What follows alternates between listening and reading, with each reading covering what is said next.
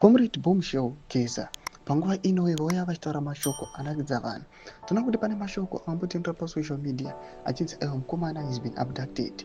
Panguva inoi takunyatsoona kuti akunyatsowana opportunities ekuuya panapa achinyatsokumira nesimba achiti vakomana vanhu hapana zvavanondiita. Sana pana mashoko atinoona kuti pamwe chete navakomana ve the regime they are fearing and hesitating to touch him.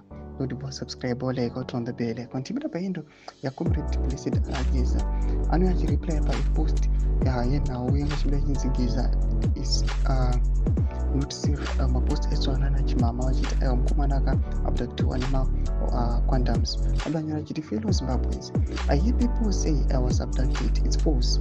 No one dares to touch me because I'm highly trained or veteran. And Mnangagwa knows that I am not an easy target at all.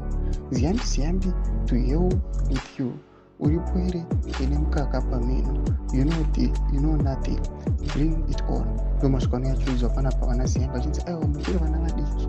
Hapana zvamukataura muchinditi ndakauraya munhu kana kuti ndine ma-allegations ezvakasiyana-siyana zvamukada kuisa pandiri. Panapa ano yachiudza chokwadi achiti aiwa no one dares to touch me.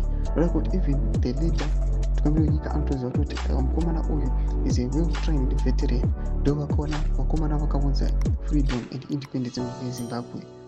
Tichiona zvakuita vakomana ve the regime pakuva inoyi vachimhanya-mhanya vachida kugadzirisa mawelfare ema-war veterans. Tonyatsokuona kuti aiwa this person anonzi Geza mukomana ari very influential, akanyatsokubata chaipo panopisa, akanyatsokukonzeresa aiwa debate aiwa ne-hit the ruling party ZANU-PF. Todza mafungiro einot kudii pamusoro pechitiko ichi. Pinda comment section medu, subscribe or like, chat on the bell icon.